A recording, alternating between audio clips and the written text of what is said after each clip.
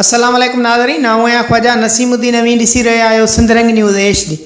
ख़बरुनि जो सिलसिलो जारी आहे। हींअर हम रिपोर्ट अवां शेयर कंदासीं पन्नो आकिल खां।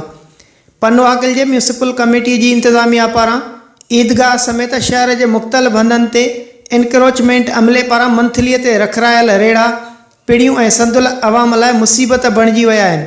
वालार सबबि मुख्य चौक ऐं ईदगाह मुकमल ब्लॉक आहिनि। उन सिलसिले में तफ़सील ॿुधाइण लाइ असां सां लाइन ते मौजूदु आहे पन्नो आकिल खां सीनियर सहाफ़ी अयाज़ जंडेर।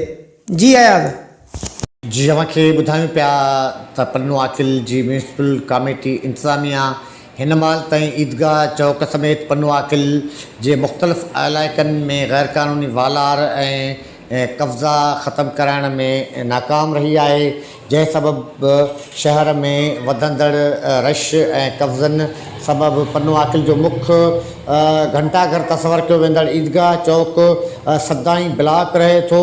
हीअ अवां मंज़र ॾिसी सघो था त पन्नो आकिल ईदगाह चौक जो आहे, जिते गाॾियूं चारई तरफ़ चौक ते हिकु कलाक खां बीठल आहिनि ऐं उतां हिकु जनाज़ो बि गुज़रण जी कोशिशि करे पियो, पर उन जनाज़े खे बि गुज़रण जो रस्तो न पियो मिले ऐं ट्रैफ़िक पुलिस बि मौजूदु आहे, पर ट्रैफ़िक पुलिस बि उतां रोड क्लियर कराइण में बेवस नज़र अची रही आहे।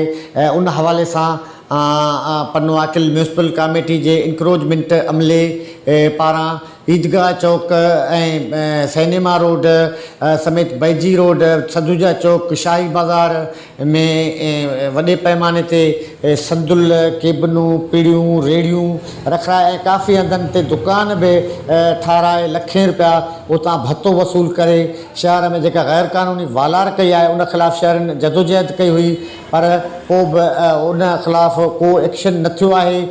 उन हवाले सां जॾहिं असां पन्नो आकिल म्यूनिसिपल कमेटी जे चेयरमैन मियां अब्दुल कबीर इंडड़ सां राब्तो कयो त हिन चयो त असीं जल्द गैर क़ानूनी कब्ज़ा ख़तमु कराए पन्नो आकिल वारे रोड खे डबल रोड बणाईंदासीं। उन हवाले सां हमख्याल जे कफ़नपोश अॻुवाण ग़ुलाम मुस्तफ़ा कलवड़ पिणु ईदगाह चौक ते एहतजाज कंदे नज़र अची रहियो आहे।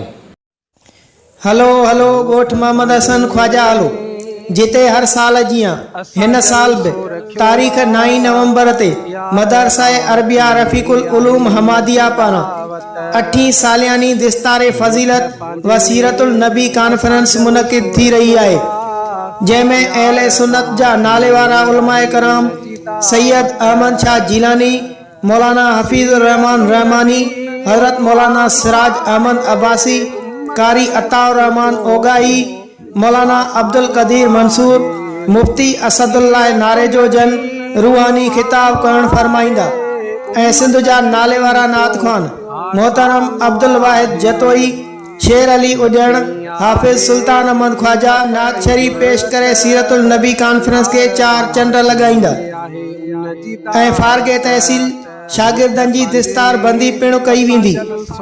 उन लाइ अवां सभिनी मुसलमान भाइरनि खे दावत जो अर्ज़ रखिजे थो। पारां हाफ़िज़ कमरदीन ख्वाजा ऐं जुमिले जमायत ॻोठ मोहम्मद हसन ख्वाजा तालका गंबट ज़िला खैरपुर मीरस। राब्ते जे लाइ 030025975515।